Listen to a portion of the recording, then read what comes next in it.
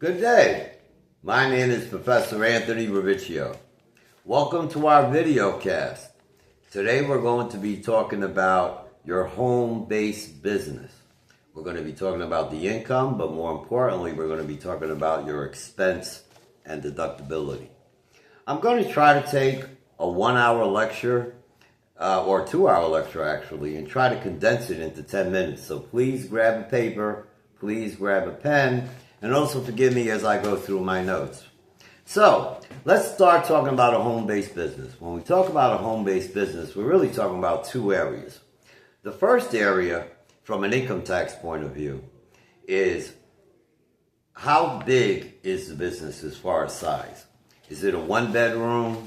Is it a 2-bedroom? Is it half a bedroom? Is it in the closet? Is it wherever it is? How big is it in relationship to the home? That is very, very important. On an income tax form, we call that Form 8829, which is the size of your home. In general terms, what it means is this. Say you have a 4-room apartment, for example, and you decide to make one of those 4 rooms your business, whatever that business is, product or service related. Well, now you don't have 4 rooms anymore. Now you have 5. And you're allowed what's called a 20%, right? 1/5, 20% deduction on all of your expenses, which we'll get through in a few minutes. But before we can determine the amount of the expenses, we have to determine the amount of the deductibility. Now, I should also say that we call it an income tax deduction, but it's really also what I call an income tax credit. Because even though it's 20%, right? The actual deduction is $1 for $1 deduction. You'll learn in the income tax code, or if you ever learn in the income tax code, that 80% are what we call tax deductions. What I mean by tax deductions is that you get what's called your tax bracket available deduction. So, for example, if you give to charity, as some do, for every dollar you give, you get your tax bracket as tax savings. So if you're in a 30% tax bracket, that would be 30 cents. So with a business, it's really a tax credit. For every dollar you put as a tax deduction, it's actually a $1 for $1 tax deduction. So it's a very powerful area in creating a home-based business. So you want to know all of your deductions, right? Well, there are 25 of them. And no, I'm not going to go over all 25 in detail because that will keep me here for 2 hours, and you too. But I'm going to give you what I consider to be the big 5. And yes, I'll tell you what the other 20 are after we go over the big 5. Now get ready, grab a pen. First one, rent. Now, what do I mean by rent? Well, yes, I'm talking about paying your landlord. Of course, that's rent. But you could be renting and leasing other things, right? You could be renting or leasing supplies, equipment, a car, maybe a phone, maybe a computer. So renting, as we call it, or leasing, is a very important item to make sure you have as one of the 25. I'm going to take number 2 and number 3 and put them together. They're called equipment and supplies. Please write it down in that area. So what do I mean by equipment and supplies? I know we think of them interchangeably, and yes, believe it or not, in my humble opinion, they are interchangeably, but the IRS doesn't say so. So what do I mean by equipment and supplies? The banging you hear is my desk. That desk is my equipment. When I open up the desk, besides seeing dust, I see pens, I see paper, I see staples, I see a whole bunch of things, and even some things that shouldn't be in here. And all of those are called supplies. Now I'm going to come over here and I'm banging also, and that's not my desk, that's my file cabinet. My file cabinet is equipment. I open up my file cabinet, you know what I'm going to find? I'm going to find a whole bunch of files. Most of them, of course, being my client. Maybe one day you'll be mine too. And when I open up those files, what's in there? Paper. Files and paper. Right? Those are your supplies. Now I'm banging over here. And over here is my computer. Right? So computer is equipment. When I open up the computer, what do I find? I find software, right? That's what's inside of the equipment, right? Supplies. Um, excuse me. I'm looking for another example. Uh, printer. Where's my printer? It's in the other room. Forgive me. The printer is the equipment. When I open up the printer, what functionalities are in the printer, right? Well, it's ink and it's paper, right? So number 2 and 3, even though we think of them interchangeably, the IRS doesn't. So it's very important that you separate them as well. So number 2, equipment. Number 3, supplies. 4, travel, business travel, right? Business travel, we travel a whole bunch of ways, right? We might have to travel by bus. We might have to travel by plane. We might have to travel by public transportation. We also might have to travel by private transportation. Maybe we have a car. Maybe we take an Uber. If you have a car, make sure you add in gasoline, mileage, and repair. So travel, I find with a lot of my clients, that's a very big area. Another big area, especially growing in recent years, utilities. Now, when I say utilities, of course, everybody thinks of gas and electric. And yes, those are still utilities. You make sure you mark that down. But in today's technological world, right, there's a lot more than just gas and electric that are now being considered as utilities, right? So some people now have a water bill. Water bill is now considered a utility. A cable bill. A cable bill is also considered a utility. The internet. The internet is also considered utilities. So when you give your tax advisor or tax preparer, I should say tax preparer, your utility information, make sure you comprehend everything that's going on in that area. So let me go over the other 20 real quick, okay? Grab a pen. I'll maybe throw in a little zipper or two.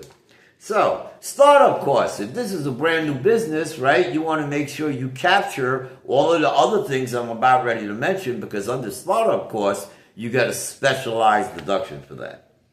Health insurance. Well, if you're self-employed, you have health insurance, you're allowed to deduct it. Meals. Whether you buy them at home, bring them home, or you eat out, or you entertain a client, all meals are tax deductible. Education. Go to school while that relates to your business, maybe a marketing class, maybe a sales class. Those areas are also tax deductible. Bad debts, I won't go there, but trust me, they're tax deductible. Depreciation. Well, some of the items I just banged on, right, they last year by year, right? So those things are depreciable. Charity. Some businesses give to charity more than others. We give in kind.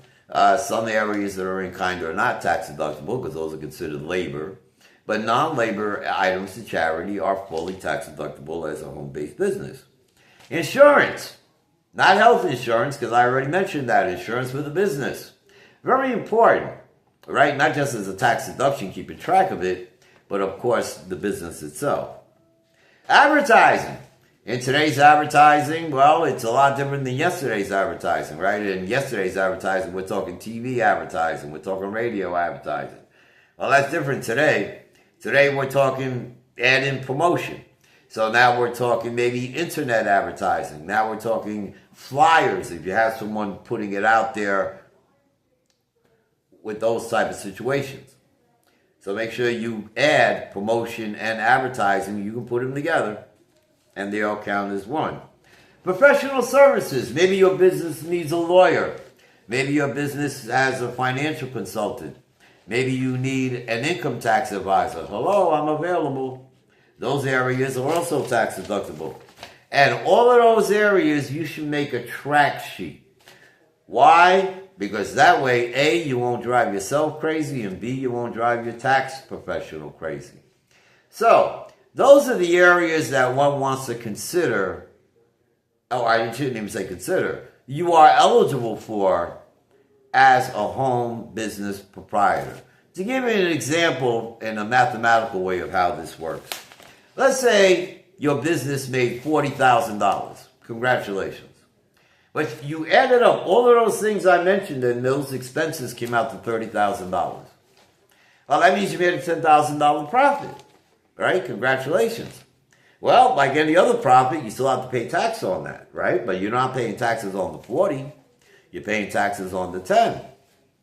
Well, if you were in corporate America, W-2 world, making $40,000 a year, well, let's not forget federal, city, state, Social Security, boom, boom, boom.